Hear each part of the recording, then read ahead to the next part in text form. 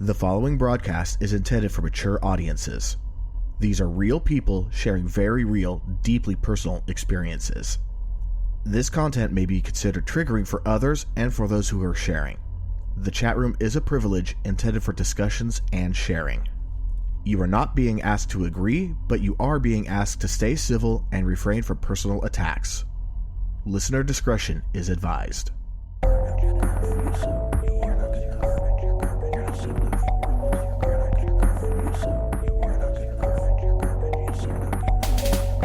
All right, welcome back to Am I Mental, a weekly live podcast where real people share real stories about living lives with mental health issues and things that impact their mental health. I'm your host, E, and with us as always is our co-host, Bexy. Hello. And this week, we have a listener who is now coming on the show, someone that's been with us since the beginning. But before we get started, follow us, like the episode.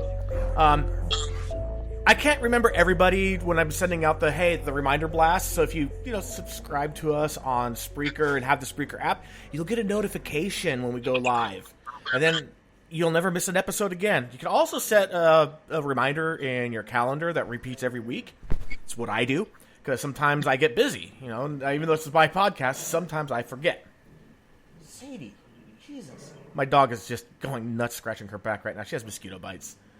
But last thing, if you want to help us grow, by all means, please do so. Share episodes, ones that resonate with you or you think will resonate with others.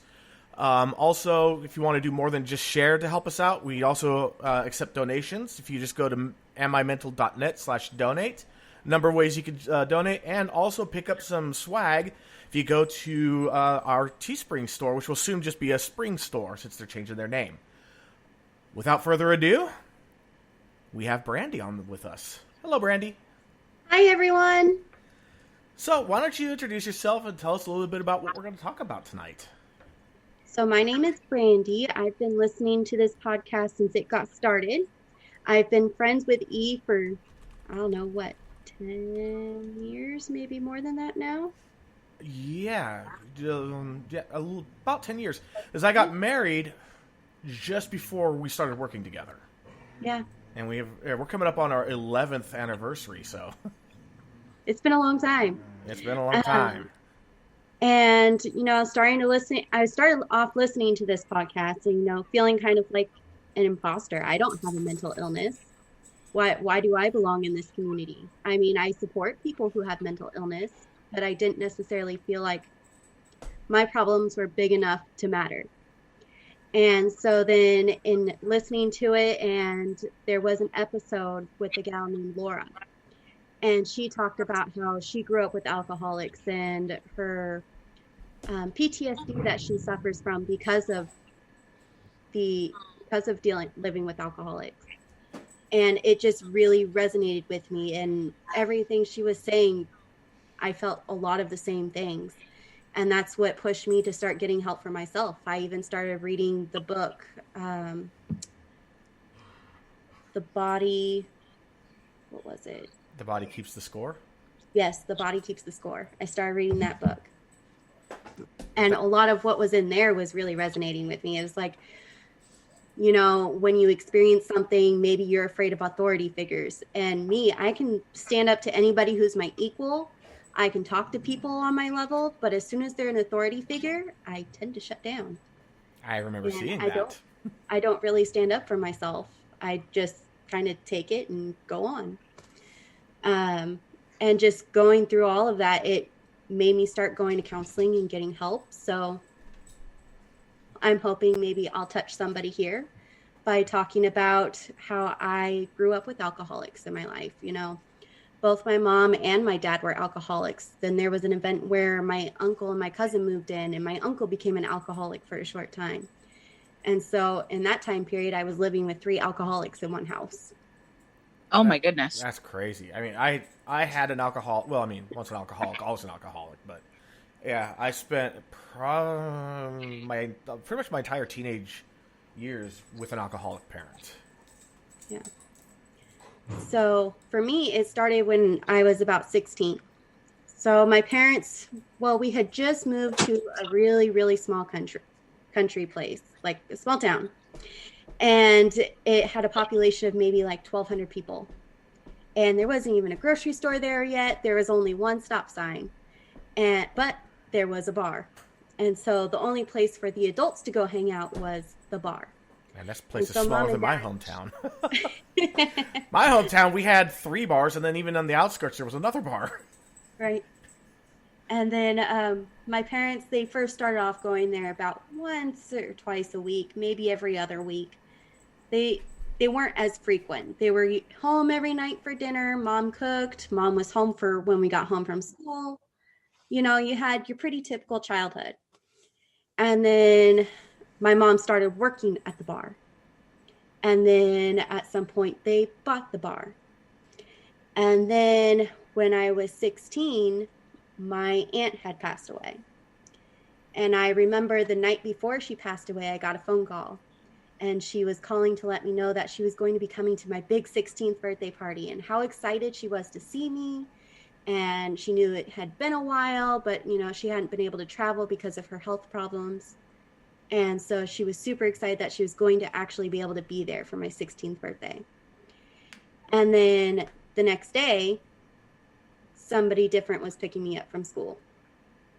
And then instead of going home, we went to the bar where my mom was. And I started trying to ask her what was going on, and she wouldn't talk to me. She told me to stay over somewhere else. And then somebody else came, and my dad showed up. And shortly just before he entered, one of her friends that she had a really big falling out with, but was her best friend for years, came in. And I asked her what was going on because I hadn't seen her in years, not since her and my mom got into a big fight. And she goes, "You don't know?" And then that's when my dad took me and my sister out, and he took us home. And then that's when he told us that my aunt had passed away and that my cousin and my uncle were going to be moving in with us. And I just remembered I just shut down. I didn't cry. I didn't get angry. Okay, what do I need to do? What can I do to help my cousin? What can I do to help my uncle? Who do I need to take care of? You know, it wasn't until years later that I started to take care of myself when it came to that. But then my mom and my dad came home that night later after they spent most of the night at the bar, and they were completely drunk. My uncle wasn't too bad. I think he was still kind of in shock, but he was drunk that night. But then my mom was going into the arenas with the horses and trying to work with them while she's drunk. That always ends well. Right. I just remember going out, "What are you doing?" Because it wasn't even one of her horses. It was a horse I had been training. And so I was very irritated that she was working with one of my horses that I had been putting a lot of hard work into. Yeah, don't you fuck up my hard work, God damn it. Well, not only that, she was a BLM Mustang. So it wasn't just like training your normal horse. This was a horse that was wild on the range that I had been working on gentling. And my mom's in there messing with her. And I just remember looking at someone and going, make sure my mom doesn't get killed by that horse, because, you know, I had already been kicked by that horse. I had already been drug around by that horse. Like, her and I had been having some issues that we'd been working through. And it's just like, my mom's either going to get killed or something's going to happen. I mean, it's a wild animal. They're unpredictable. And it takes a long time to build that trust. So the difference is that this wild animal is big enough to run with you, dragging you behind, without a moment's hesitation. Right. And so I went back into the house and I was taking care of my cousins. And then as the time went on, my uncle and my mom and my dad were all spending more and more time at the bar. And then there were times where my dad would have to bring my uncle back, and my uncle had to ride in the bed of the truck because he was throwing up all over himself and couldn't ride in the truck. And so they'd have to hose him off, and you'd hear him every night right underneath my window, because the way it worked is my window sat just above the garage and the driveway was right in front of my window. And so while they were out there, I could hear him just saying, please just let me die. Just let me die. Just let me die. For weeks and weeks. And then my mom and my dad put the responsibility on me to watch him when they weren't there, to make sure he didn't kill himself. Yeah, because that's what every teenager should be doing. Right? And then, time went on and he eventually moved out. He moved on.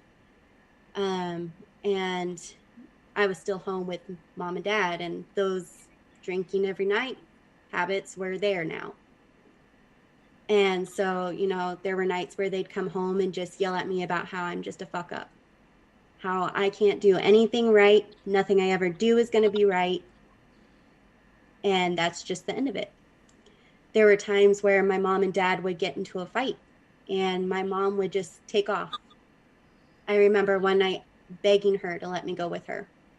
And she said, no, you have to stay here. You cannot go with me. And I remember she wasn't home the next morning. I remember she didn't come home that day. I remember going to school the next day, wondering where she was and asking to borrow my friend's phone so I could call and try and figure out where she was. And that happened more than once. That was a pretty frequent thing. She even did it when I had friends over at the house. Wow. And then there was this time where they both came home drunk. And Dad got home first, and he was cooking dinner in the kitchen.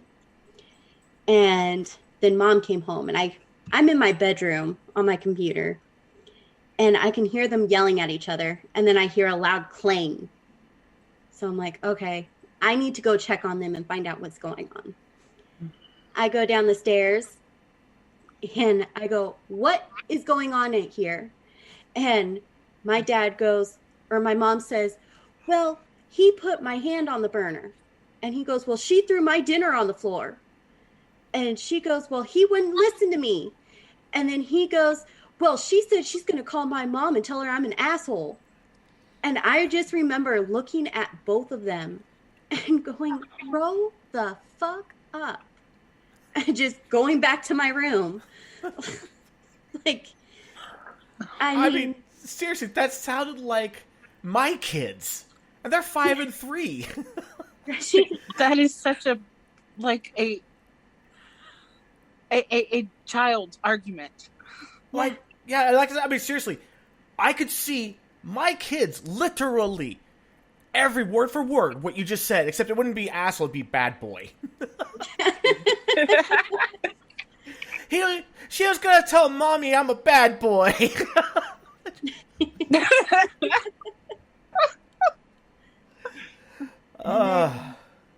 Going on from there, then there was the time we had Easter at the bar.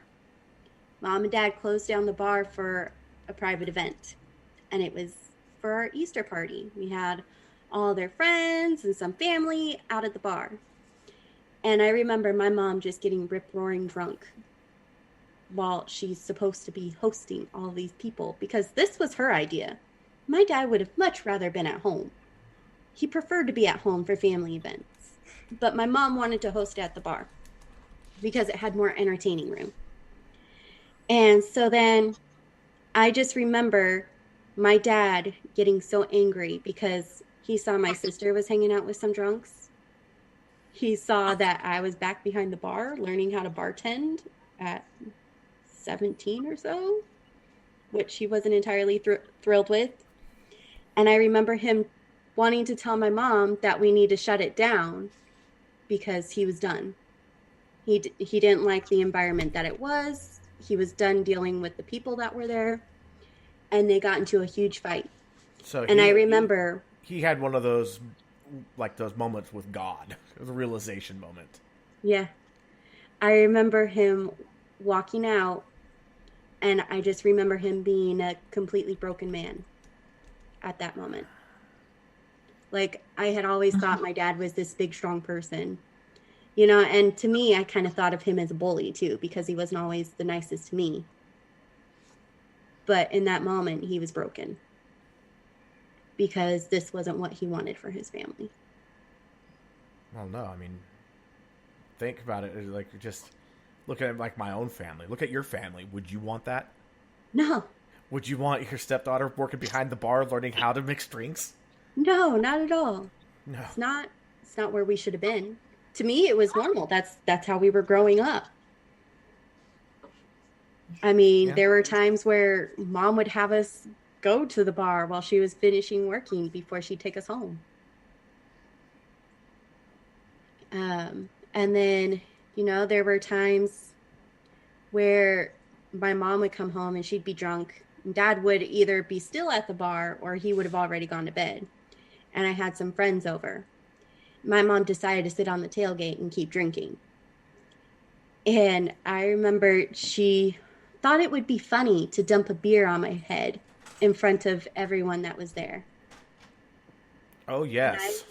I remember that being the first moment I stood up to her. I actually got in her face and said, I am so fucking sick of your shit. Wow. And then I left. Of course, Good I for locked you. myself in the bathroom because, all my friends were still there. And I just, kind of shut down there for a moment. It took a while for somebody to get me to come out of the bathroom. Yeah, I remember one time my mom encountered me in the kitchen and she said something about something she found in my bedroom. And I went, you need to stay the fuck out of my bedroom, you snooping little bitch. I was so pissed at her. And she full arm swing, slapped me across the face. Barely phased me. I just looked at her and I said, don't you ever do that again. Then Dad found out and I ran like you couldn't believe. See, my mom was too drunk to do anything. Because the best part? She had to take me to a dentist appointment the next day. And I went talk to her. I went full on silent treatment. And she could not figure out for the life of her why I was so angry. She couldn't remember a single thing that had happened the previous night. I've only been blackout drunk twice in my life. It's scary. It is. It was common for her. There was a time where she messed up her elbow. She dislocated it, and she had it in a sling for a long time to heal. And her and my dad got into a really big fight. I don't even know what it was about, but I remember her saying, "Fine, I'll hurt myself again." And she was literally banging her elbow against the wall, trying to re-dislocate her elbow. Oh my gosh. Again, this is like toddler mentality. Yeah. And emotional manipulation and so wrong. Yep. I would have been tempted to grab a ball peen hammer and said, here, this will work better, and then walk away. Although you never know. They might actually do it. No, I would just hide in my room. I didn't want any part of it because they would throw things at each other sometimes too. I remember there was a time my mom said she was leaving and she ran upstairs and threw something at my dad and he chased her out of the house. He was so mad. I was just sitting at the kitchen table trying to do my homework. We actually have some comments going on too. We got quite a few listeners tonight. I mean, Yes, we do. We have Ariel, we have Kat, Ivania, Nightmare. It's hopping tonight. Richard popped in. He was asking, he's all, pray tell, how does one become blackout drunk? Asking for a friend. It's like, lots of alcohol. Lots and lots of alcohol. Nightmare said he quit 7 years ago and he's thankful as fuck he decided to do so. It was like he said, I was blackout nightly. All the next day was fake apologies while cracking a morning beer. Yep. Let me guess, you're cracking the morning beer to get rid of the hangover. Oh, most likely. Yeah, my parents taught me about beer and Cheerios or beer and Rice Krispies. I've never done it. I just, no. That just sounds gross. I don't even really drink at all. Oh, yep, there it is. Nightmare just said, yep, he was doing it to get rid of the hangover. I mean, I've been told it works. hair of the dog, I guess. Yeah, I worked in a bar for a while doing DJing and karaoke, and I made sure everything I drank was always top shelf. So when I got blackout drunk and I woke up the next morning, I didn't have a hangover, so... Oh, why? No, and then... Oh, wait, you gotta say what Ivania just said. This is awesome. Yeah. Ivania says, my heart breaks for what you had to endure as a young woman, but it sounds like your mom had her own mental health issues and was self-medicating. Yeah. That's very likely because it's continued even through now. I mean, just before her and my dad's divorce was final, my dad had... My mom decided to give up the house so she could have the bar. But at the time, it was just me and my mom living in the house. Yeah, and you can just sleep on the bar. Yeah. And she had hurt her knee real bad just before the divorce. And she had torn like all those tendons and ligaments in her knee.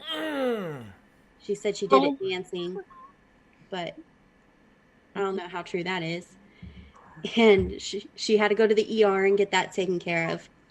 But while she was recovering, that's when her and dad were going through the divorce. And I remember they got into a fight and she was home drunk and dad wasn't living in the house anymore. And she fell down on her way to the bathroom and she was calling for me. I had to help her get up off the floor so she could go pee. Okay.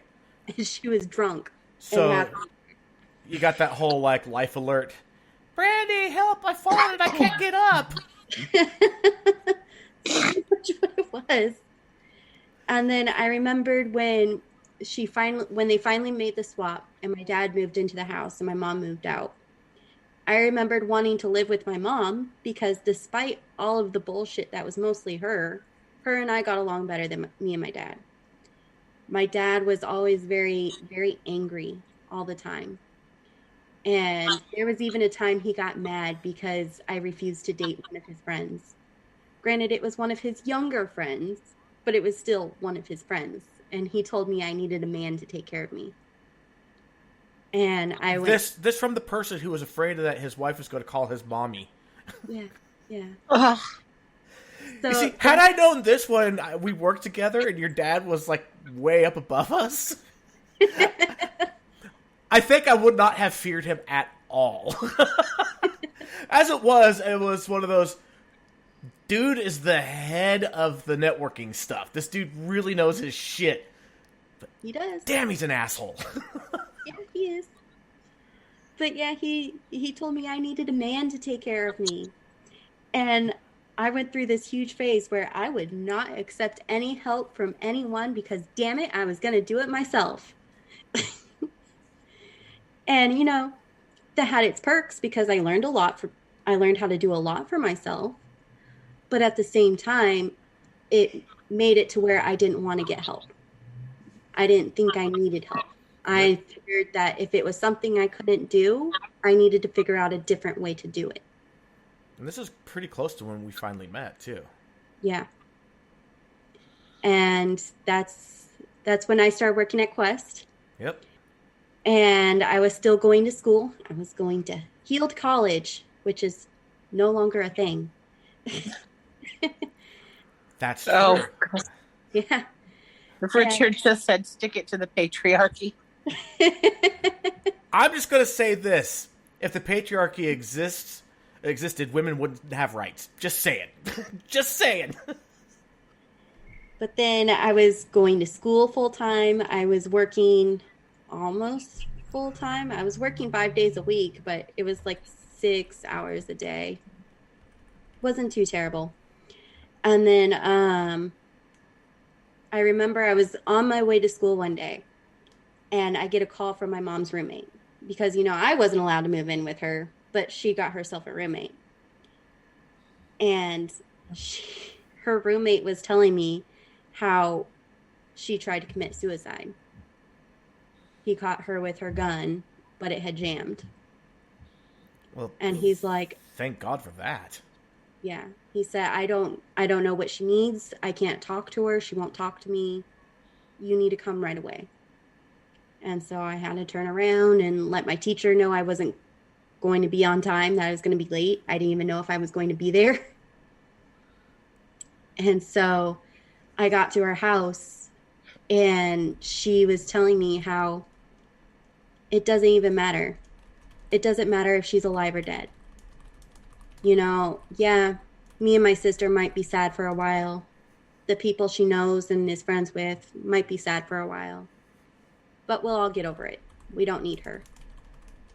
And I kept trying to tell her, but you're my mom. I'm always going to need you. And she said, no, you're an adult. You don't need me anymore.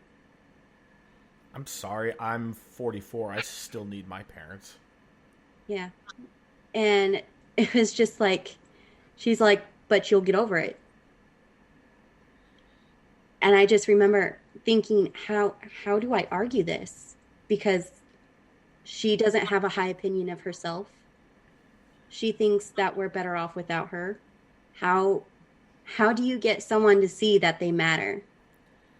And honestly, this comes from experience. Unless you have been there, like not the cry for help suicide attempts, but the serious attempts, you'll never know how to talk to someone in that spot.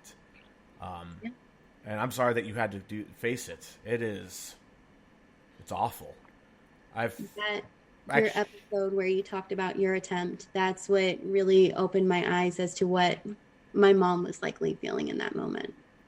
And there is a guest coming up that I actually talked down from suicide, who has agreed to come on the show and talk about it. So that's coming up. So yeah, you want to know more about it and how that talk is supposed to go? Yeah. Yeah. More tools for my tool belt. Yeah, I'm glad that my sharing that helped you. Like, seriously. It did, because I couldn't even think how I could explain to my mom that she's my mom and she's supposed to be there when she didn't feel like she was worthy of it. And then it was like, I got her settled down. She was off the ledge. And I went back to school that day. And then it was like a couple of days later, she sent me a text message that was essentially like a will, saying that she's leaving everything to me and my sister and how she loves us, but she just can't do it anymore. And I remember I got that text message. I had been in bed almost asleep when I got that text message. Oh, I bet you woke right up. I was right up. I didn't even wake up my dad. I was just out the door and gone. And I got to her house and she was already gone.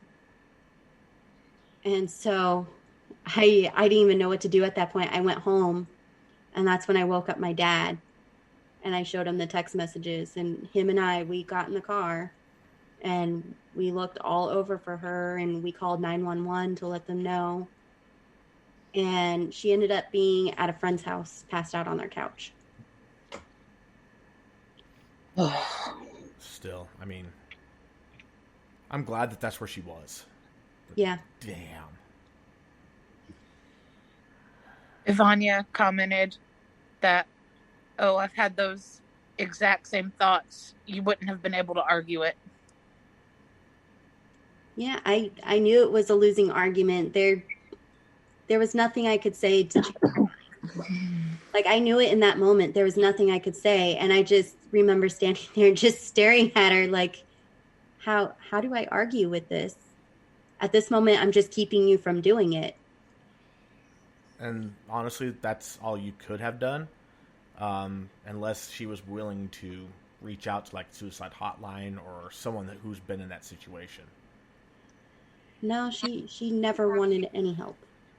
Never wanted any help from anyone. Sounds familiar. Almost like someone I used to work with. Hey, I'm a lot better now. Thank you. You are. No, and you were great then, too. You were the quiet little nut that had to be cracked open, though. That's how I am everywhere I go for like the first month. And then eventually this bright personality comes out.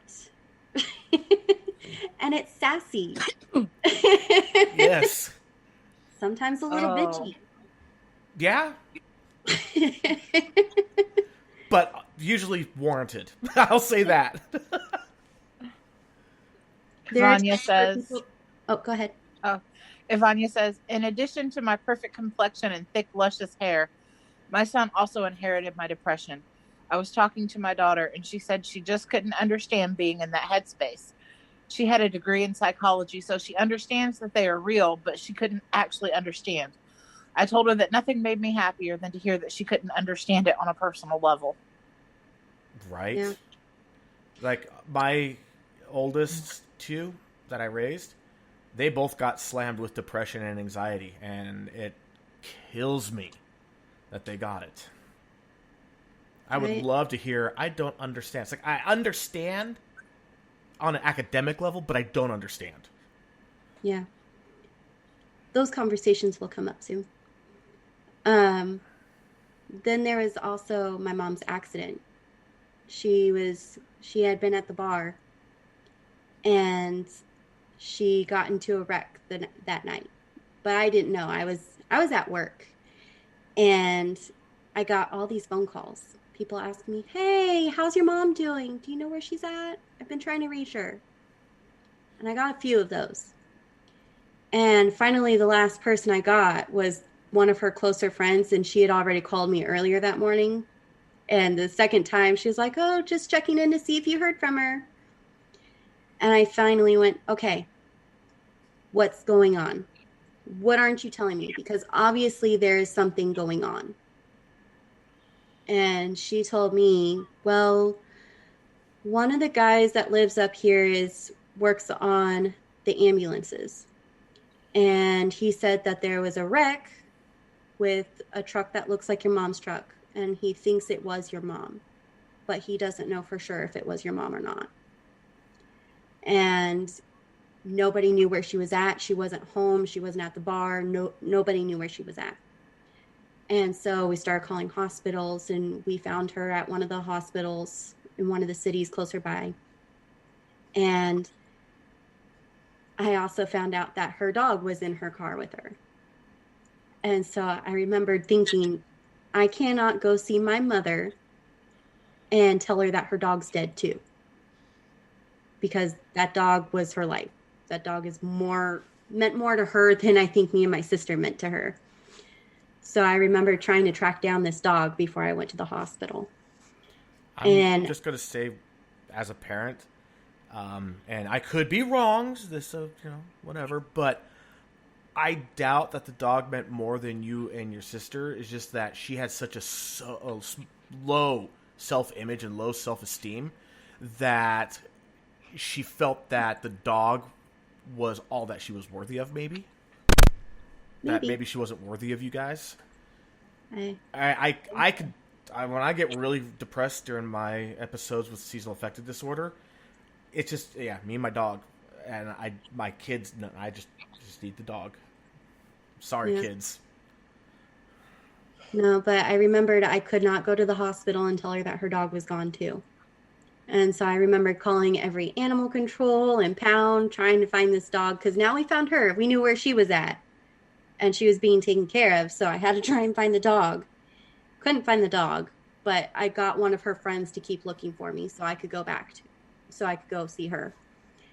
And I remember getting to the ICU, and she's on the ventilator, and she had lost her arm at her elbow. And I remember going in and saying, hi, Mom. And around her tube, the first word out of her mouth was Panda, her dog's name. Oh. And I told her, we're looking for her. We're going to find her. And that's when she was able to start resting again. But later on, I found out with her accident, it looked like the joint that connects the wheel to the axle had broken when she was going around a corner. Oh, God. At the same time, she was drunk, so I don't know if maybe she turned and that's what caused it to break or whatever happened. But it broke, and the tire folded up underneath the truck. And then the truck slid for 100 yards. And arm had busted through the window and gotten pinned under the truck, and it drug with the truck. So they had to take the arm off on site. It was, I remember seeing the skid marks, and it was instant tears because, I almost lost my mom in that moment. Yeah. And she eventually was starting to get better. That's when the doctors told me how bad her congestive heart failure was, and that if she didn't stop drinking and didn't stop smoking, she was going to die. And so Hey, I arranged. I remember hearing those almost exact words. Your mom's head injury is to the point where if she doesn't stop drinking and doesn't stop smoking, she's going to have a stroke and die. Yeah. And then I arranged for her to stay with one of our mutual friends because I lived too far away from where she was at and all her animals. So I arranged for her to stay with a friend who had like a 1-story house but had a place for her to be. And it also wasn't near the bar that she had been frequenting. And so she had been sober for a couple of months. And I was visiting her every other day or so, every day, however I could swing it. And she was staying sober until she figured out there was a bar down the street. And she started walking to that bar. And that's kind of when I had to cut my losses there. I couldn't deal with it anymore. It hurt too much.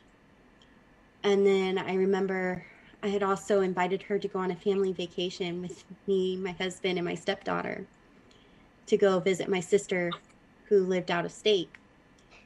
And I invited her to stay with us because we had a timeshare that was a condo. So there was rooms for everybody. And I wanted her to be able to see my sister too. And she almost went into detox while we were out there. And she wasn't, because we didn't buy any alcohol. Oh. So we ended up having to go get her some alcohol to keep her from having a moment. And I didn't want that around my stepdaughter. I didn't want that for my stepdaughter. And my stepdaughter kept going up to her going, "Grandma, Grandma," or trying to get her attention, and my mom would just ignore her. And then I remember telling my mom how, I wasn't sure if I wanted to have my own kids because, I grew up taking care of my sister. I grew up taking care of them. Hardly is enough. And my mom's like, "Oh, you wouldn't feel that way if it was your own kid." I was like, I may not have given birth to her, but she is mine. Oh, she's been yours for a long time. I've been a part of her life since she was 1. Okay. That's like me and my oldest. He was 13 months. I was like, I may not be mom, but I'm her Brandi. Because even from the time she was little, she's always called me by her name. Her mom didn't want her calling me mom or mama or anything until me and my husband were married. And so she always called me Brandi. Well, she started thinking that Brandi was a title and not my name. Aww. And so when we were at a friend's house, there was one of their kids called me Brandi. And she goes, "No, that's my Brandi." And so I had to explain to her that Brandi is my name. It's not. It just melted my heart. That is so sweet. And so to me, I will always be her Brandi. I was going to say, that probably hit you in the feels really good. It does. And it really hits me because right now she's almost 12 and she kind of plays with calling me mom, but I've been Brandi for so long, it's habit. Yeah, my almost no longer teenage daughter always clarified to people that my wife is stepmom. And one time, my wife was like, she was kind of offended by it, because it's like, the evil stepmother thing. And then she had to explain. She's like, no, when I think of a mom, I think of someone who drinks, smokes, and hides in the bedroom. When I think of a stepmom, that's someone that takes me out shopping, teaches me things, paints my nails, gets me dressed, and is always there for me. Oh. Yeah, and it's one of those things like, you really have to understand what they mean when they use those labels. Yeah. Adam sometimes he doesn't always call me Becky. Sometimes he calls me Mom. Oh. And I've never corrected him on that because I've pretty much raised him, so. Yeah, that's something her and I have talked about before. Just that she never has to call me Mom, but it's okay if she wants to. Because there are times where she plays with it. Sometimes she wants to call me Mom, sometimes she's not so sure. But I think for her, it's been because of issues with her mom that we've had in the past. Oh, I remember some of those issues. Oh, yeah. Oh, yeah. You would come into work sometimes and just this thunderhead was over you. And it was being fueled by the fireball that was your hair and face, too. Like, hey, Brandi, how you doing? There were times where I just show up pissed off, yeah. Oh, yeah. No, because there was the time where her mom told her that I didn't love her. I only loved her daddy. And I was like, who told you that? My mom. Oh, well, I hate to say it, but your mom is wrong. I love you just as much as I love your daddy. She's like, really? It's like, yeah. Because at the time, she was only 2. Yeah. How do you tell a 2-year-old that? Like, that blew my mind. Why would you tell a 2-year-old who spends part of their time with another person that they don't love them? That they only take care of them because they love their dad?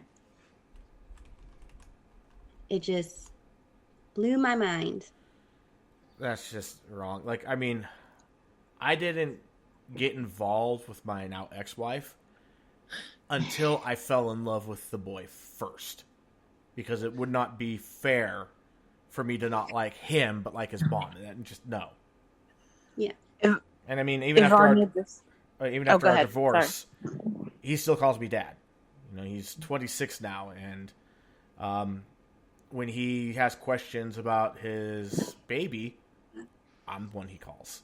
When he has an emergency, I'm the one he calls. I'm his dad. I love that dude, and I always will. That's what dads do. Yeah. Ivania just said, can I just say, you two are amazing. I wish that my kids had a stepmother that loved them. Oh. Ivania just hit me in the feels with that. Ivania's good at that. When she's not being snarky. I love her snark, though. Oh, yeah. Snark is fun. Yes, and we also had Mike Rafter join us, too. So this is a hopping chat room tonight. Yeah, Mike says that's some brave sharing, Brandi. Yeah.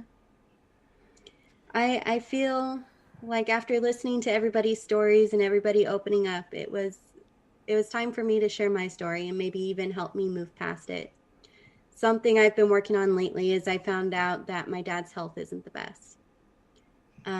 Over Christmas, I found out half his liver is necrotic. And there's something else going on with his health that he's not even telling his wife because he doesn't want anybody to worry about him. But she's constantly telling me that his health is failing. And this is a man I had trouble with all the time. He kicked me out of the house one time because I forgot to take the trash out. Wow. And, this is also the man that told me that, I was messing up. I was throwing my life away with everything I ever chose to do. And he was also the one who told me I needed a man to take care of me.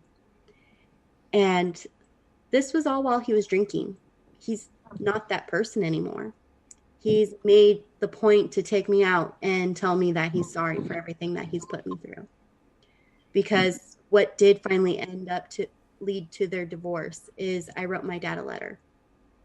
I had packed up my sister, and we got in my car and we left.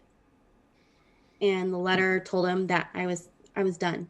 I was tired of the drinking. I was tired of the fighting. I told him and my mom need to figure their stuff out, or they need to get a divorce, because this is not the environment I should be growing up in, and it's not the environment I want my sister to grow up in. It's not fair that I have sacrificed my childhood to take care of my sister. And it's not fair to her to keep growing up with this. I don't want this for her. And he called me first to tell me that if I didn't bring my sister back, he was going to charge me with kidnapping. Because that's always going to work. Yeah. But, I did come back. And he did end up getting a divorce with my mom. I mean, he served her papers a few days after that. And, it wasn't until after I moved out and there was distance between us that he started reaching out. And I remember he took me out to lunch and he told me how sorry he was for everything he put me through and how it wasn't fair to me to have lost my childhood like that. And if he could take it all back or change it, he would. But he wants to be there for me now. Better late than never. And that meant the world to me. But there was so much history, so much of him yelling at me, his whole face turning red, and just... I've seen that! Just like this scary, angry person always coming at me. I mean, that's what I visualize whenever I'm afraid of disappointing him or I'm afraid of doing something that's going to make him angry. I didn't tell him I got out of the tech field until 2 years afterwards because I was afraid of what his reaction was going to be. Man, and even after I sent you that motivational website, too.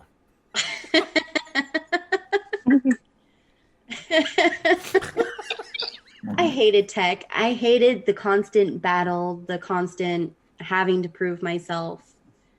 And then I ended up working at a school district, and the manager, it was such a stuffy office. Nobody was allowed to talk to each other.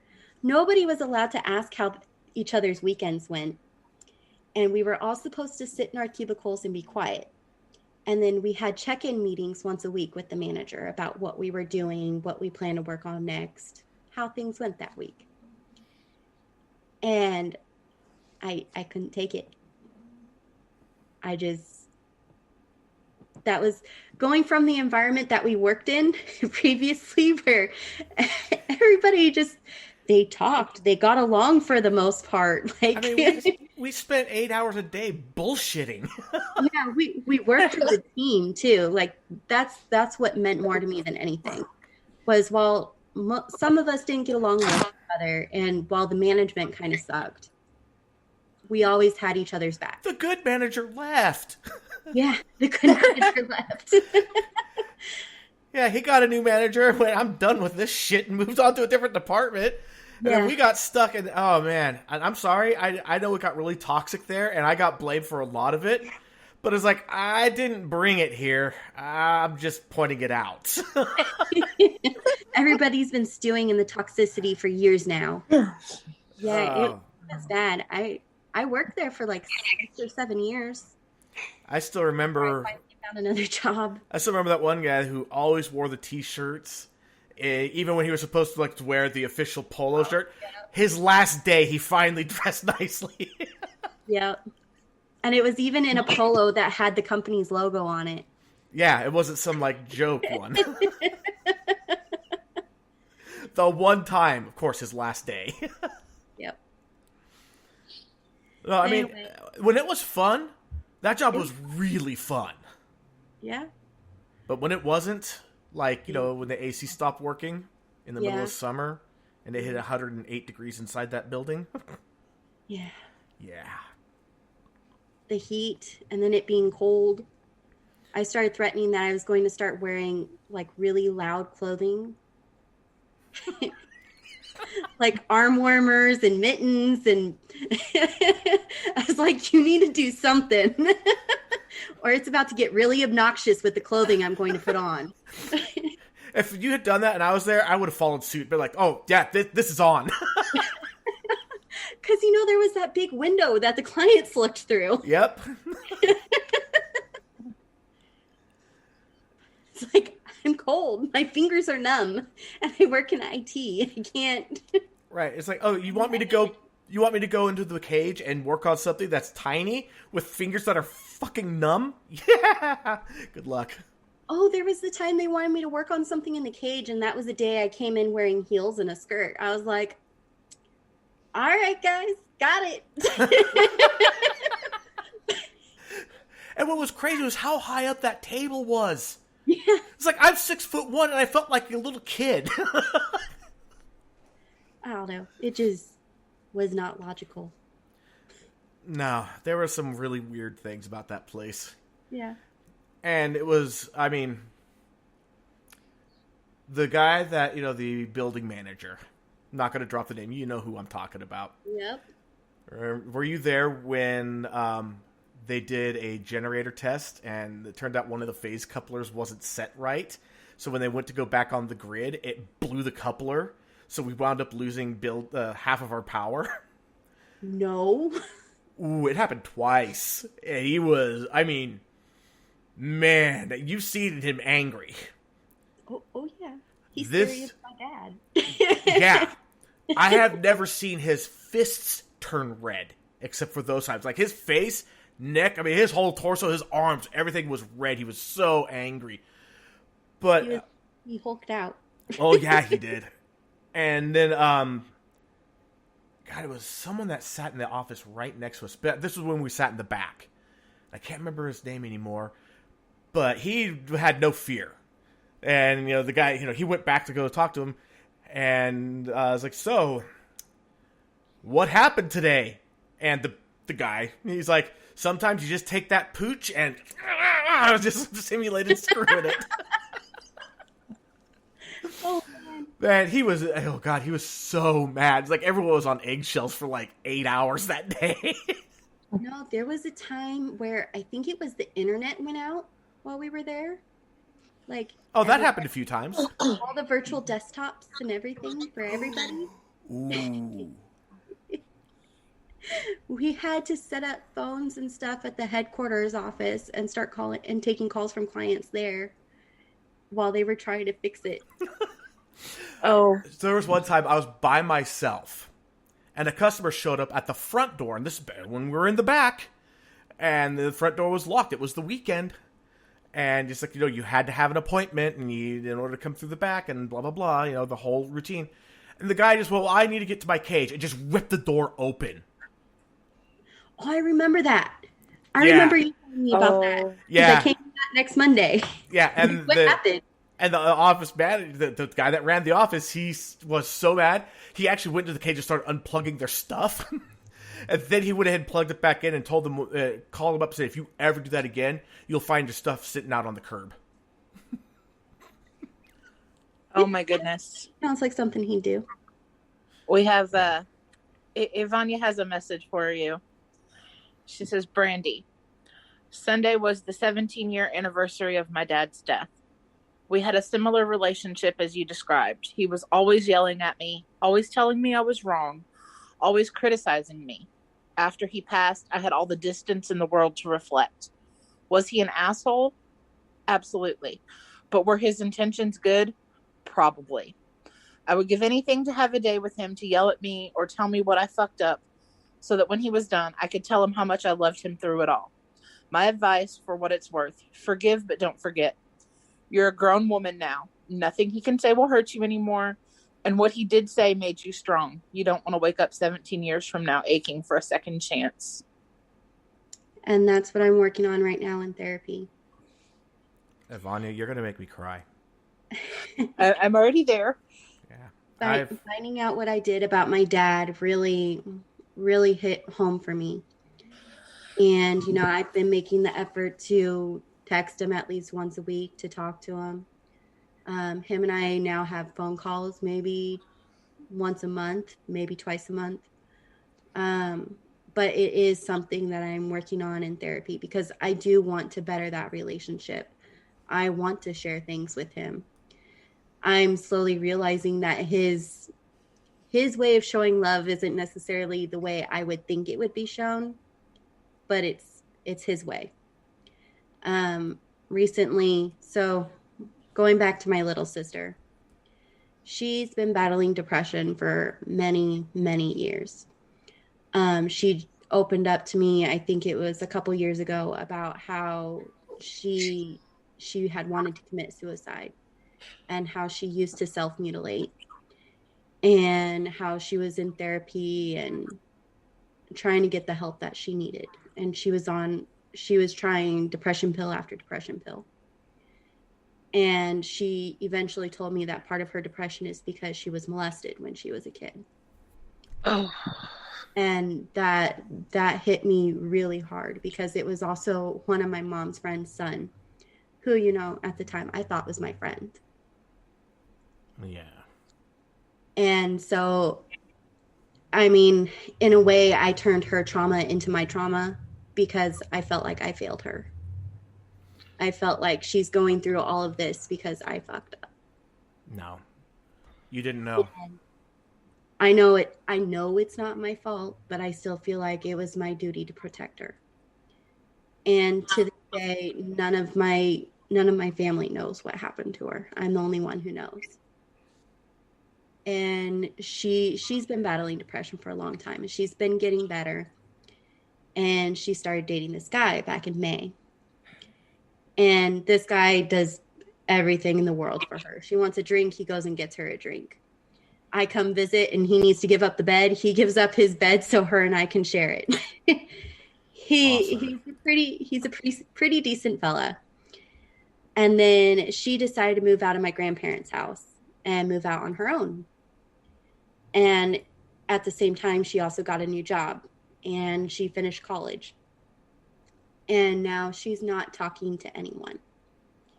She doesn't talk to me. She doesn't talk to my dad. She doesn't talk to my grandparents, who became essentially parents again to help her through school and take care of her. And none of them know about her battles of depression. Even though she's told them, they don't understand it. They don't think it's a real thing. My dad doesn't even think it's a real thing. And he doesn't understand it, but sometimes he tries to understand it. And I think in a way he tries too hard, because when he's talking to her about it, he peppers her with questions and it makes her really anxious. And then he goes, "Am I making you anxious? What's making you anxious? Why are you suddenly anxious? Is it me asking you all these questions?" Oh. And it's like, it's not necessarily him trying to be an asshole. He's trying to understand. Right. But dear God. Yeah. And it makes her shut down sometimes. I mean, that's there with like the, am I bugging you? Am I bugging you? Am I bugging you? Am I bugging you? And finally, like, that was one of those moments where I had to step in and be like, "Dad, you need to stop. You need to stop." So I'm going to throw this one out here. Avanya mentioned an episode, season 2, episode 2, are talking about dealing with her brother molesting her 3-year-old child. Yep, I heard that. I think I was live for that. I was in the live chat for that one. I went to try to bring up the chat. It's not available anymore. I was like, I think you were in on that one. I was. And, you know, now I've always defended her to my dad and to everyone else. Whenever she goes silent, she's always at least talked to me. She may not respond to them, but she has always responded to me. It might be a week later, but she's always said something to me.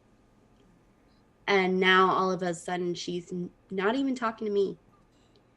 And, you know, I find myself talking to my dad about it because my sister was the one I talked to when I was having a hard time.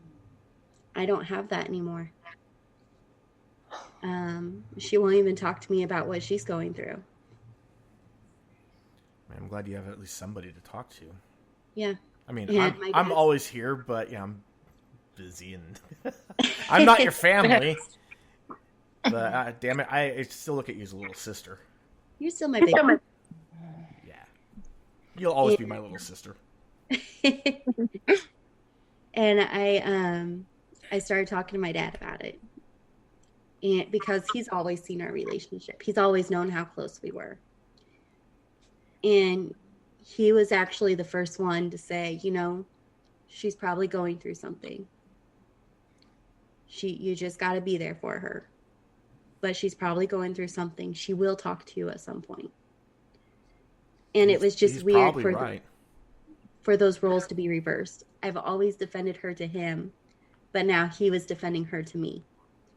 That had to feel good. It did. And then he also, he texted her telling her that, you know, you can just tell me to fuck off if you don't want to talk to me. But your sister does not deserve this. And it was just like,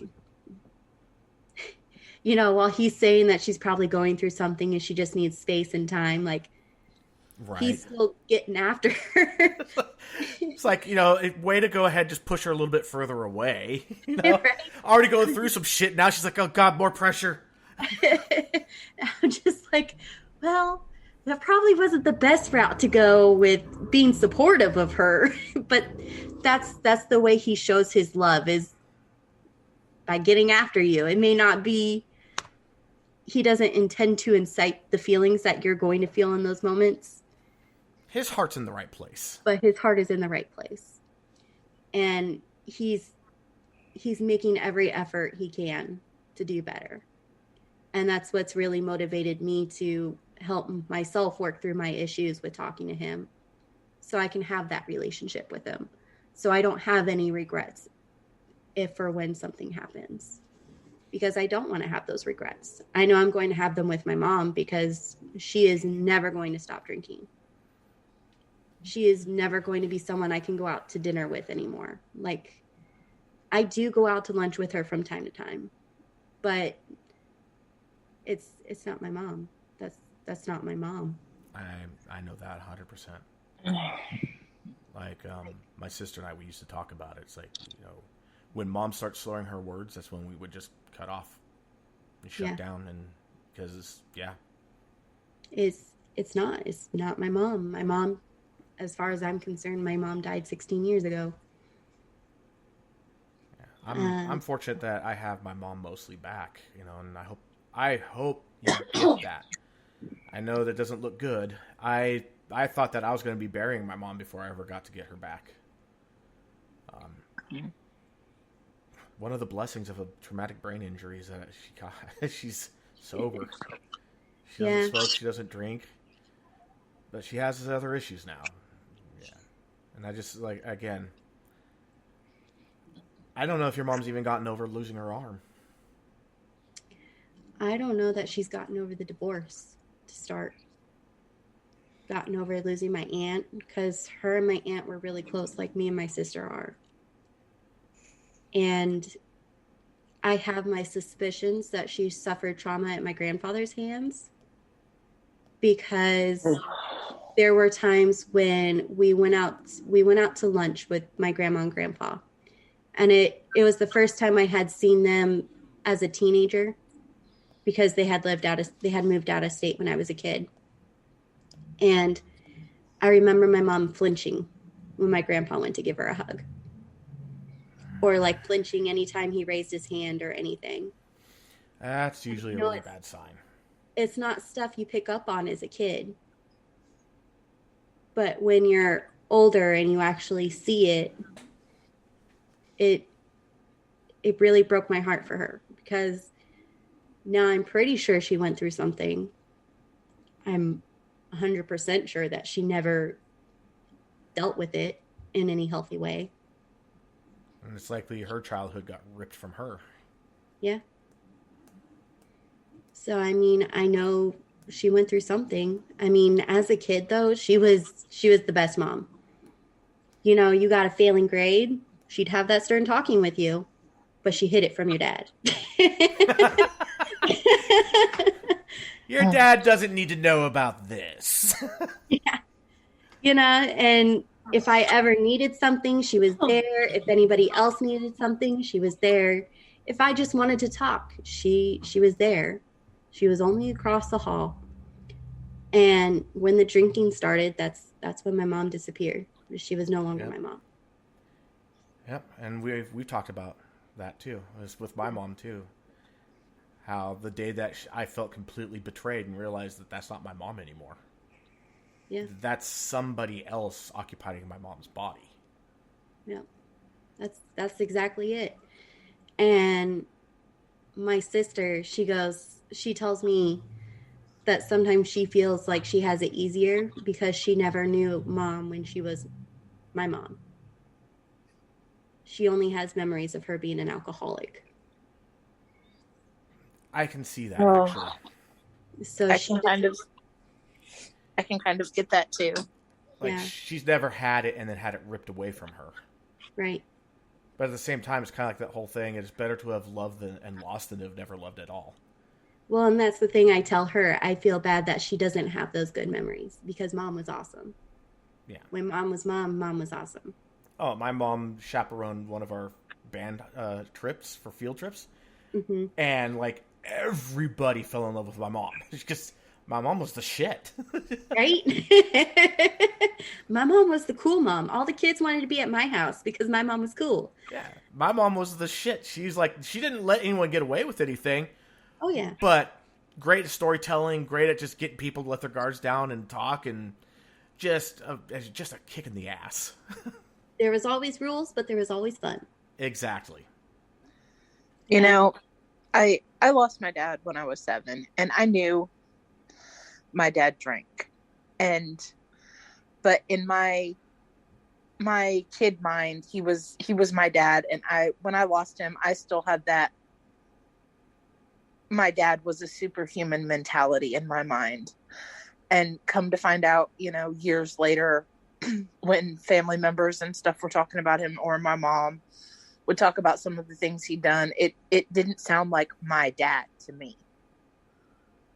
Yeah. Because he would go out drinking and sometimes, end up 2 or 3 states away because he just got in the van and drove and he wouldn't be home for a couple. And I don't have memories of that.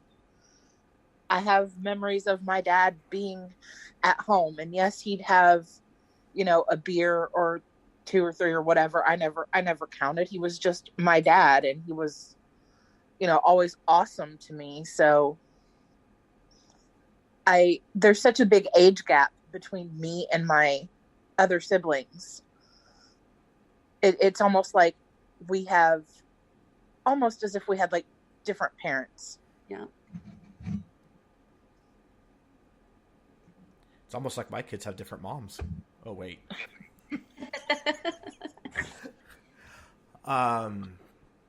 Actually, that's kind of like with my grandfather. I heard stories about what he was like before I was born. He was just a mean, nasty son of a bitch. And the day I was born was the day he did a 180 with his life. Which is pretty cool. But I'm not going to lie. Getting in a car and driving for a couple states away sounds like fun. I mean, seriously. Road trip, man, road trip. Yeah, I mean, doing it drunk, probably a really bad idea. Yeah. I mean, my mom's a sip a day. There's still, there are stories and things that I heard in my town, in my hometown, on the way out to the country, the part of the town that they call Celeryville, because it all used to be swampland, and they grow a lot of vegetables, celery, bell peppers, and stuff out there, and you can, it's on the way out to there where our old house used to be, there's a telephone pole, and about halfway up the pole, there's cement wrapped around it, like somebody put cement on that's there because of my dad, because he got drunk and ran into the telephone pole in a car and broke it, and that's how the city repaired it. They didn't replace the pole. Damn. They put concrete around it. And it's like, I heard that story as a kid, but I didn't think anything of it. And as an adult, I look at it and I think, man, my siblings must have had a whole different experience with him growing up than I did. Yeah. Yeah. I mean, just think if there's a place in my hometown that had got the nickname for a long time. I don't know if they still call it, but it was called Corvette Corners. All because someone was driving a Corvette really fast, lost control, and lost their life against a tree. Yeah. You know, and it's kind of funny how those kinds of events can leave a name and a legacy for years.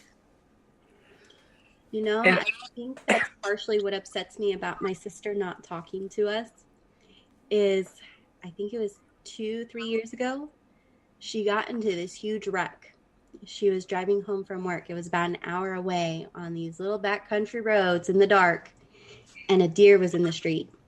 Oh. And so she avoided hitting the deer and swerved, and it made her car roll, and she slammed into a tree, and her car was crushed. She should not have lived. She should not have lived with as much damage as there was. Should have hit the deer. Yeah. And she got lucky that somebody was on the other side of the road and they saw it, so because they came back and turned around, and they had to pull the seat out, like go into the back seat and pull the front seat out so they could pull her out of the driver's seat. Wow. And she gashed her head really good. Her hand was all messed up. It was, looking at her car, she should not have lived. And, you know, she's thankful each and every day that she's alive. But, you know, she talked a big game about wanting to stay in touch with everyone after that, how it was life-changing and how you never know what tomorrow's going to bring. And now she's not even talking to her family.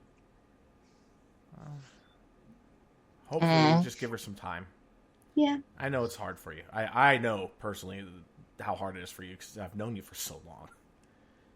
I mean, seriously, like half of our conversations were about, and I talked to my sister about this. So. Well, I mean, she was kind of like my kid. She was 6 years younger than me, but did everything together. Damn. You know, it's been a long time since we had an episode this powerful. Thank you. Yes. Yay. Yay. You're like, damn it, I was planning on coming on here and talking about farts. Well, with you on the podcast, it was bound to come up. Well, yeah. I'm trying to find the picture of my mom's truck for you. Yeah, I mean, I it's like I want to see it, that morbid curiosity, but at the same time, it's like I kind of don't want to see it. But yeah, I totally want to see it. No, I think that, you know, talking about having alcoholic parents is one of those things that, especially with like me and I think Bexy too. I mean, it's relatable. Yeah, and I'm sure it's very relatable for a lot of people across a lot of generations too. I mean, it's a really big subject. That's one of the big reasons why I've started getting into psychology and going to school for psychology. I want to become a school psychologist so I can help kids who went through what I did, so they have somebody. You know, I want to be that person in their corner when they're having a bad day and, you know, Dad kicked you out last night because you forgot to take the trash out. Or Mom came home yelling at you because you messed up on something. You know, I just want to be that person for somebody to vent to talk to. Create that safe place for them. It's kind of what I've been doing now I work as a librarian now in a school library. But it's amazing how much a kid will open up to you when they feel like they have no one. I remember it was my first year working there.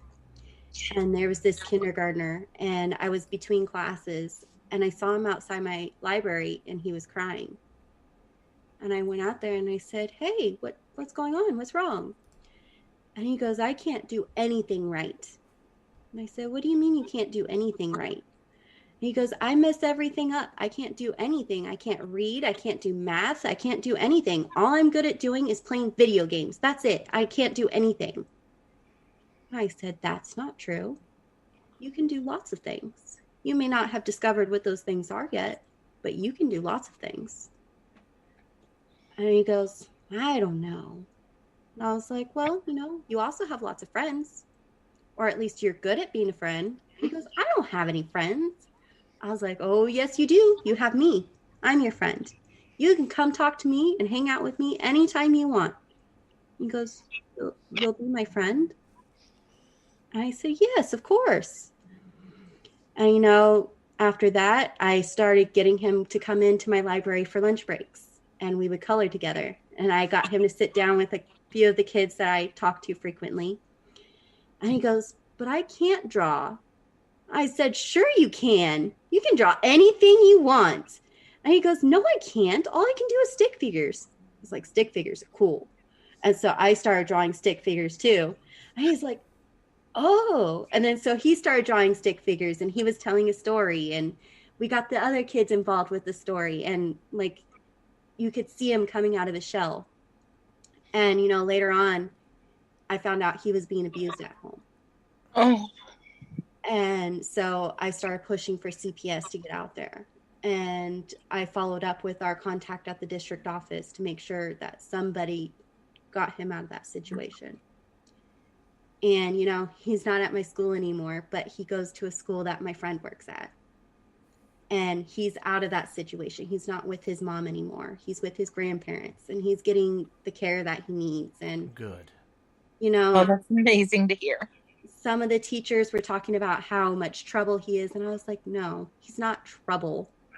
He's not a problem. He has his hard days. All you have to do is talk to him. That's all you have to do. You say, hey, what's going on? And he tells you what's wrong. That's all you have to do. You don't have to use a stern voice. You don't have to get after him. You just have to say, hey, what's going on? Yeah. And Ivania's actually chatting. We went a long time without a single message in chat. Yeah. You're engaging. I mean, even Ivania's like, lame. I'm done cleaning, and I can't. And I could be in here being a smartass, and Brandi has me all engaged listening. And then she said, hell, kid, I'm not even good at video games.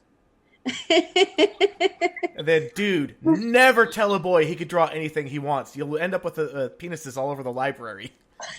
And he says, can confirm. Yeah. They're not teenagers yet, so I'm not as worried as I probably should be. Because I also work out at a warehouse for all the textbooks. And you'll be amazed at how many penises you find in the textbooks. No, I wouldn't be amazed. I was a boy in school, so. I know. I never drew any myself. I drew spiders. And Javern says, no, Ivania, you'll end up with lots of drawing of girls, of boobs, girls on toilets, weird stuff, LOL. Now I'm thinking it's that South Park episode, Bebe's boobs destroy society. They all go caveman when they see boobs. No, actually, stick figures are awesome. I started out Inktober one year doing nothing but nihilistic stickman. But I wasn't dedicated enough to get through it all. But everything was like there's one I was collecting, and I had the stick figure dragging another stick figure to a pile of other stick figure bodies. Stick figures are amazing. They're so easy. My niece is an artist, and she's developed she's a wonderful artist. She can draw amazing things, but she started off not with stick figures, but little blob potato people, we called them potato people. And I have some pictures in a scrapbook of some of her potato people, and then years later of this beautiful fox that she drew me. And it's amazing to see how, the encouragement and kindness that you can, really spark something in a child. Oh, and I've shared the art that my older daughter has done with both of you. And when she started out, it was stick figures and blob people, and slowly but surely it got to the point where it's like, oh my god, that chalk art pumpkin looks amazing! Yes. You have to start somewhere. She drew this one picture once of this giant tree on a hill. And if you look really closely at the base, there's a little girl sitting down, knees up towards the chest a little bit, reading a book. And that was her. Aw. Eric, I sent you my mom's truck. Oh, name drop! Oh, sorry. Oh! Sorry, I thought I was Again. going to make it. It wasn't me! It wasn't me! Sorry. Oh, my god. Whoa. And I had to be on the unfortunate one to go get her stuff out of the truck from the lot since she was in the hospital and she couldn't. And I had to sign over her truck for her so they could sell it. And in the truck, there was a big old router, a big old Cisco router in there. And it had hit her in the back of the head, and it still had chunks of scalp on it and hair. Ah! And then there was this huge blood trail that was across the ceiling that led out the back window. And it's one of those things I still can't get into a Ford vehicle. Not like a Ford truck or SUV, because the inside looks too much like it. I mean, you had to go clean up bits of your mom. Yeah. That's, yeah. Oh. And I had to get her cell phone out of her sweater, which they had grabbed as one of the things to kind of stop the bleeding. Ugh. That was fun, fishing that out of her pocket. It was gross. Like, overall, the truck's in not the worst condition. It just happens to be the worst side to be in bad condition. Yeah. And, man, I can see why not wanting to work at tech anymore, having to walk into a cage and, hey, there's a Cisco router, motherfucker. Yeah, like, it was just the corner of the router. It was gross. It was... And I've seen how big Cisco routers can get. I mean... it was more so a home size. It wasn't like one of those giant ones, but it was a decent size. It's about the size of a laptop, but thick. Yeah, and Cisco makes dense routers. I mean, those things are heavy. It was heavy. It's I not remember like- going to the hospital. I was like, why do you have a router in your truck? Bex, These are some Oh, of her potato people. This is a birthday Aw. card she made me when she was little. I wish That you is guys so could see this. Yeah, you're gonna have to put pictures of it up on the Facebook page. I will take pictures, and then years later, I've gotten several drawings from her over the years. A few years later, she graduated a little bit. Puka was her favorite show, so she drew Puka for me. Aw. And then this is her now. oh, I Whoa. love that. That is I mean, she is She's come a absolutely long way. amazing. wow. Yes, she has. And you can see there's still a lot of potential there for growth. Yeah. You can see You know, it there. and this is her sister did this one for me actually. Wow. Wow. This is Megan that did this because she knows I love The Simpsons. And meanwhile, the best thing I ever drew was a Mortal Kombat logo once. Took me a long Yeah, goddamn time. I do not have the talent to draw this well. I can write with the best of them, but I am not an artist like that. You're not a drawer. I'm not a drawer. I can't draw. I can write sometimes. Oh my god, I'm gonna.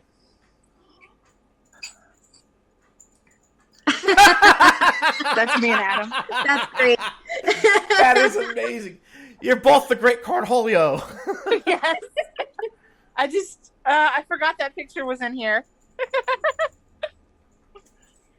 That should be framed. It's in a scrapbook.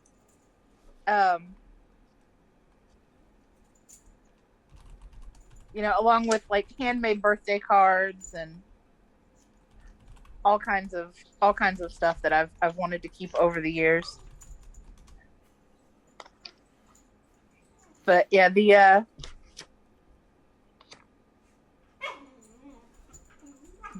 drawings and stuff from my nieces, I'm glad that I would hand the scrapbook over to them and they would just like draw in it for me or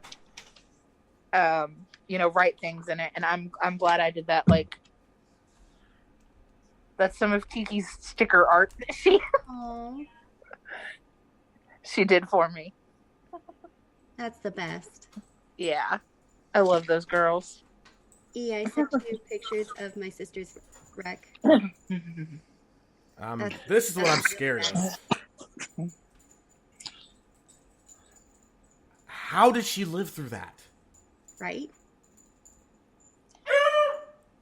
Buster. That was my beagle. Like, seriously, I don't see how someone could have survived that. I mean, the backseat, yes. Puppy. Buster wants to say hello. He's trying to get Sadie to play. And Sadie's the lazy old dog who wants to sleep. It's past her bedtime. Senior hour. Yeah, I stepped out to grab that scrapbook, and all of my dogs are like, "Huh, what? Can we come in the bed?" No. It looks like the passenger side got it slightly worse than the driver's side, but not by much. The passenger side is the side that hit the tree, and then it rolled into the tree. That's why it looks a little bit worse. I think that was her saving grace right there. Yep. What kind of vehicle is it? Because now I want one. If you can survive that, I want one. I don't even remember what it was. This guy's a spoiler and everything. I remember she bought it used. It's a Toyota something. Oh, it's a Yaris. Really? No, too small. But still, seriously, that's amazing. That is a testament to the Yaris right there. Yep. Bexy, can I send these to Bexy so she can see them too? Yeah. You guys can put them on the Facebook page too. Oh, you heard it. I will do that. Yeah, I can't right now. I know you can't. You're grounded again. Yeah, for 21 more days.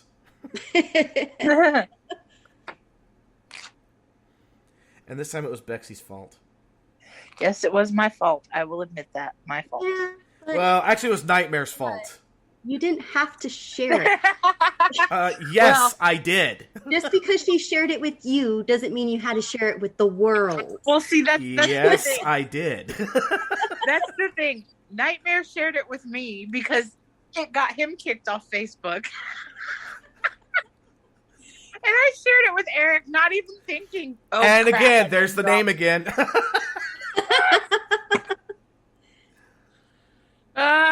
I'm guilty of it now. Damn it.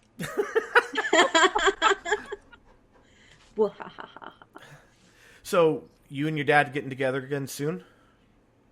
We haven't worked out a date for us to get together again soon, but we do talk to each other now. That's awesome. That's a big change from where it was. I used to see that he texted me and ignore my phone. Or see that he called me and ignore my phone.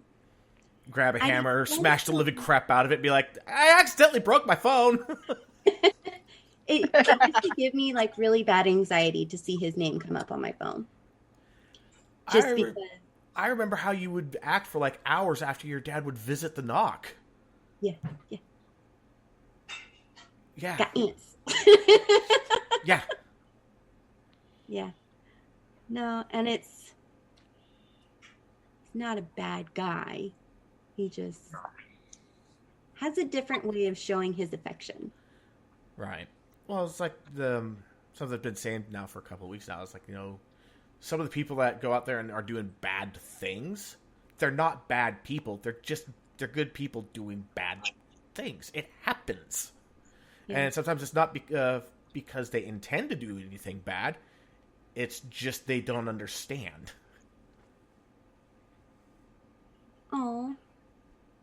How cute. That is from several years ago, but they're both older now. Also, you need to come over with your husband and your stepdaughter. We have to do dinner together sometime. We do. I mean, Bexy should come out too, but I mean, it's kind of a drive or a flight. I mean, That's a whole flight. Plus, Plus, she said that she wouldn't leave California until she got my hug, and then I said I'd never hug her because of that, so that way I could keep her forever. That he did. She just has to bring Adam with her, and then everything will be Adam yes, and the puppies. of course. Well, of course. But Of course. But Adam has this really awesome program out there that we don't have here. Yes. His day hab is run by his former high school teacher. Okay. So he has known her for 15, 16 years now. All of his friends from high school go there. Mm-hmm. That's his main socialization and everything. And right now with COVID, he's not attending, but he will be as soon as I feel like it's a little bit safer for him to be out there and everything. But he absolutely loves this place. It's called Heather's Old School Village, and they do amazing things for the special needs adults in this community. That's awesome. And if anyone's looking for donating for charity, that's a good one. Yes, I will throw the link to their website up in the chat just because. Yeah. There needs to be more things like that. And you're trying to do your thing to try to help out too, which is awesome. Yep, one step at a time, one day at a time. Going back to school sucks, but it'll be worth it in the end. I hope so. I really hope so. And I mean, this sounds, just knowing your personality, I mean, this is right up your alley. It is what I have always wanted to do. But I was told by my father that I would not make any money at it. I could not make a living at it. And therefore, I would not be doing that. He was not willing to give me his tax information for applying for school, because you have to have that for the FAFSA and all your financial stuff when you're under 25. Yeah, and considering what he does for a living, I don't think he would have qualified anyway, because that is some big money right there, what he does. And, well, with the FAFSA, you still have to fill it out in order to go to school. Right. So even though I still pay for my own schooling. I'm still paying on it. But what I'm going to now, I'm getting free through my union, which is really, really awesome. I can get all the way up to a bachelor's for free. I like when a union actually does good by their members. Like, seriously, there's too many unions out there that basically just sit and just leech off of their members. This is awesome to hear. Yeah, the California School Employees Association, they are all about helping their members, whether it's getting them free college, getting them representation. They even have like this little certificate. So if for whatever reason you pass away, your family members have $5,000 to take care of any services that they need to for you. That's awesome. I mean, it's not a lot when it comes down to services, but that's still better than nothing at all. Even if you just need to do a cremation or do whatever you need to do to get it taken care of. Right. Because not a lot of people have money to do something like that. They also get you discounted rates for like Disneyland when that was open, Costco memberships. Like they have a huge book of all these benefits that you can leaf through. Yeah, there was a place that I worked at that Mike, who is in chat, he might still be in, I don't know. We worked together, and it was one of those things where there was a website. It was just like a book of, here's everywhere you get a discount. It's like, holy crap! This is amazing! It is awesome. And they even have like this fund that's all donation ran by the members. And when a member falls on hard times, like they lost their house in a fire or they're going through a divorce or something like that, they can apply for some financial aid. And they call it their humanitarian fund.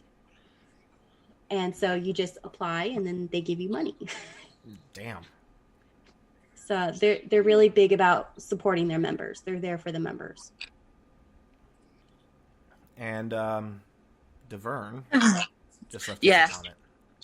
Yeah, he said, all right, y'all, I'm out. This girl is such a good storyteller. I don't even have any comments. She says it all. Is she Clarissa explaining it all? She's great. This was great. 5 people. Bye, DeVern. So you're Clarissa now. Oh, man. Seriously, this was a really good episode. Thank you for coming on. Thank you for sharing. Of course. This was amazing of you to share, honestly. And there are really parts of this episode that had me in tears. Yeah, poor Bexy popped on the video part a couple times, just completely just tear-soaked and red-faced. She was sobbing so hard. I'm sorry. No, Oh, it was God, good. don't be sorry. Without, like, actually, there was some tears, but I didn't actually cry. I'm proud of myself. It's been a long time since I've been able to talk about all these things and not get extremely emotional about it. I am very, That's very, good. very glad you decided to share with us. This was amazing. And Ivania says, the California Teachers Union is amazing. My BFF is a teacher in Cali, and her principal was being a twat waffle. Basically told her that because of her health condition, she couldn't work. The union had that taken care of in 2 days, and the principal was transferred. That's a powerful union. That one's not mine, but we work closely with them. That's amazing. So now it's a union of unions. It's a unception. All right. I think this is pretty much a wrap-up at this point. Seriously, great story. Thank you for sharing. I know this one definitely resonated with me. because not just because of our shared history, but also shared past experiences of our own. Yeah, and I'm sorry that you're still going through some shit, you know. I Figuring it out. One day at a time. Exactly. That's the best you can do. And the cool thing is, I don't know how many people use it, but I've been using BetterHelp for my therapy. And I can chat with my counselor. I can have a video call with her. Even when I'm having a bad day, I can just send her a message and she texts me back. So I recommend it to anyone who wants to get counseling but doesn't want to do something face-to-face, because there is that option out there. You can chat. You can just text them one day that you're having a bad day and get that help if you need it. Yeah, I wish I could be face-to-face. I do better face-to-face with my therapist. I really do. See, I don't, because I feel like they're judging me. Well, I'm always judging you, but you never had a problem talking to me. It's different. Oh. All right, so, yes, Ivania, I will call you as soon as I'm done. She put a message, call me. Nightmare says, thanks for sharing. All right, so everybody, like the episode, follow us, get the Spreaker app so that way when we go live, you'll get notified. If you're listening to us any other way, whether it's Apple Podcasts, YouTube, Google, Spotify, whatever, like us, follow us, share the love. And definitely, if you know anyone that this story will resonate with, share it, please. And again, Brandi, thank you. Love you. I'm so glad that you did this. I'm so proud of you for doing this. Because I know that first couple of seasons, you're like, And this time I'm like, hey, Brandi, you're like, yes, it is time. It's time. All right, so until next week. Hey, wait, really fast. We got to do the little teaser. What is next week? This is going to be a good one because this still hits home hard. Former teacher now disabled due to breakdowns over mixed online and in-person teaching thanks to COVID. Ooh. Yeah, I wanted to try to get them in earlier, but the scheduling worked out to where they came in later, but it's obviously still relevant because, yeah, schools are still shut down. So until next week, I'm E. I'm Bexy. We'll catch you next week. The following broadcast is intended. Bye, guys. Bye. Bye. Thank you.